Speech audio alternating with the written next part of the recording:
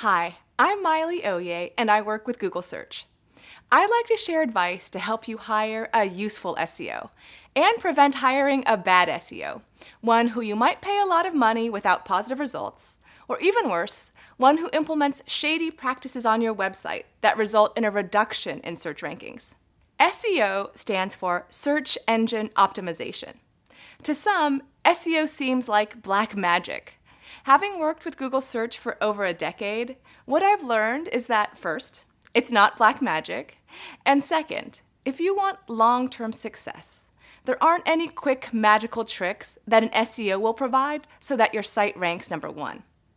It's important to note that an SEO's potential is only as high as the quality of your business or website. So successful SEO helps your website put your best foot forward so that it ranks appropriately, in the spot where an unbiased potential customer would expect your site to be seen. A successful SEO also looks to improve the entire searcher experience, from search results to clicking on your website and potentially converting. A good SEO will recommend best practices for a search-friendly site, from basic things like descriptive page titles for a blog or small business, to more complex things like language markup for a multilingual global site. SEOs ensure that you're serving your online customers a good experience, especially those coming from a search engine, and that your site is helpful whether they're using a desktop computer or mobile phone. In most cases, the SEO will need 4 months to a year to help your business first implement improvements and then see potential benefit.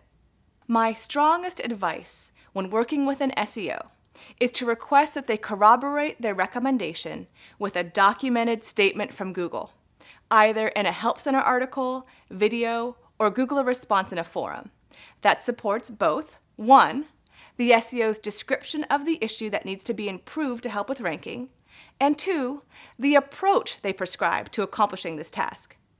Requesting these 2 bits of information will help prevent hiring a poor SEO who might otherwise convince you to do useless things like add more words to the keywords meta tag or buy links. Because if you search for Google advice on this topic, you'd see blog posts and videos from us that clearly explain that adding keywords to the meta tag wouldn't help. Furthermore, while Google uses links for PageRank, our documentation highlights that we strongly advise against the approach of buying links for the purpose of increasing PageRank. One basic rule is that in a majority of cases, doing what's good for SEO is also doing what's good for your online customers. Things like having a mobile-friendly website, good navigation, and building a great brand. Additionally, if you're a more established brand with complicated legacy systems, then good search-friendly best practices likely involves paying off some of your site's technical debt, such as updating your infrastructure so that your website is agile and able to implement features faster in the long term. If you own a small local business, you can probably do the initial work yourself. Check out our 30-minute video series on how to build an online presence for your local business. Now, if you still believe you want to hire an SEO, here's a general process. 1. Conduct a 2-way interview with your potential SEO. Check that they seem genuinely interested in you and your business. 2. Check their references. 3. Ask for, and you'll probably have to pay for, a technical and search audit. 4. Decide if you want to hire. Let's break this down and start with step 1. Conduct a 2-way interview. In the interview, here are some things to look for. A good SEO doesn't focus only on search engine ranking, but how they can help your business. So they should ask questions like, what makes your business, content, and/or service unique and therefore valuable to customers? They'll want to know this information to make sure it's highlighted on your website for your current and potential new audience. 2. What does your common customer look like, and how do they currently find your website? 3. How does your business make money, and how can search help? 4. What other channels are you using? Offline advertising, social networks? 5. Who are your competitors? What do they do well online and potentially offline? If the SEO doesn't seem interested in learning about your business from a holistic standpoint, look elsewhere. It's difficult to do good SEO without knowing about a business's goals, their customers, and other existing marketing efforts. SEO should complement your existing work. The second step in hiring an SEO is to check references. If your potential SEO provides prior clients, be sure to check their references. You want to hear from past clients that the SEO was able to provide useful guidance and worked effectively with their developers, designers, UX researchers, and/or marketers. A good SEO should feel like someone you can work with, learn from, experiment with, and who genuinely cares about you and your business, not just getting your site the highest rank, as ultimately those techniques rarely last long if they work at all. They'll want to educate you and your staff on how search engines work so that SEO becomes part of your general business operations. Step 3 is to request a technical and search audit. If you trust your SEO candidate, give them restricted view, not full or write access, to your Google Search Console data and even your analytics data. Before they actually modify anything on your website, have them conduct a technical and search audit to give you a prioritized list of what they think should be improved for SEO. If you're a larger business, you can hire multiple SEOs to run audits and prioritize improvements, see what each has to say, and then determine who you could work with the best. In the audit, the SEO should prioritize improvements with a structure like 1. The issue, 2. The suggested improvement, 3. An estimate on the overall investment. In other words, the time, energy, or money it would take for your developers to implement the improvement and for Google Search, as well as searchers and customers, to recognize the improvement. The SEO will need to talk with your developers to better understand what technical constraints may exist. 4. The estimated positive business impact.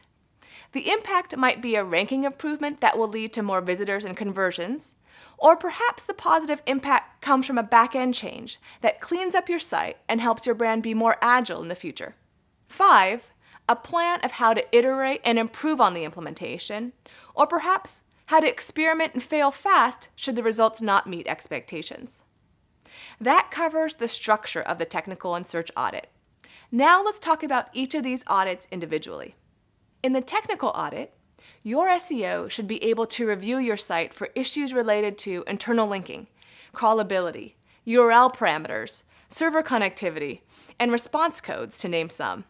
If they mention that your site has duplicate content problems that need to be corrected, make sure they show you the specific URLs that are competing for the same query, or that they explain it should be cleaned up for long-term site health, not initial growth. I mention this because lots of duplicate content exists on websites, and often it's not a pressing problem.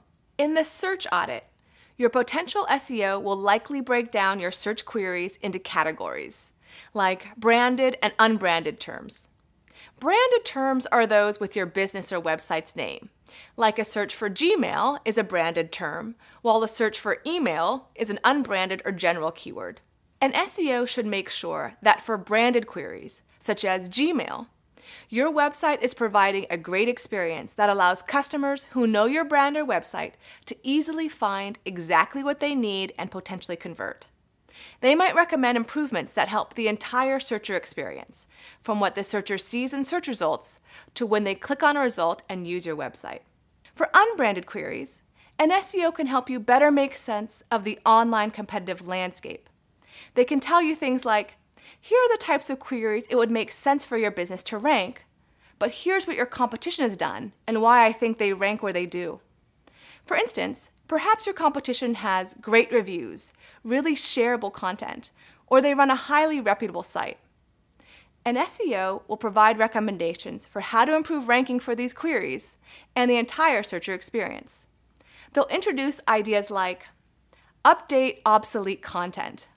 They might say, your site is suffering because some of your well-ranking content is obsolete, has poor navigation, a useless page title, or isn't mobile-friendly. Let's improve these pages and see if more website visitors convert and purchase, or if they can micro-convert, meaning that perhaps they subscribe or share content. Improve internal linking. Your SEO might say, your site is suffering because some of your best articles are too far from the homepage, and users would have a hard time finding it. We can better internally link to your content to feature it more prominently. Generate buzz. The SEO might say, "You have great content, but not enough people know." We can try to get more user interaction and generate buzz, perhaps through social media or business relationships. This will help us attract more potential customers and perhaps garner natural links to your site. Learn from the competition. Your SEO might explain, "Here's what your competitors do well. Can you reach parity with this and potentially surpass them in utility? Or can you better show customers your business's unique value?" Again, a good SEO will try to prioritize what ideas can bring your business the most improvement for the least investment, and what improvements may take more time but help growth in the long term. Once they talk with you and other members of your team, such as developers or marketers, they'll help your business forge a path ahead. The last thing I want to mention is that when I talk with SEOs, one of the biggest holdups to improving a website isn't their recommendations, but it's the business making time to implement their ideas. If you're not ready to commit to making SEO improvements, while getting an SEO audit may be helpful, make sure that your entire organization is on board. Else, your SEO improvements may be non-existent, regardless of who you hire. So that wraps it up. Thanks for watching, and best of luck to you and your business.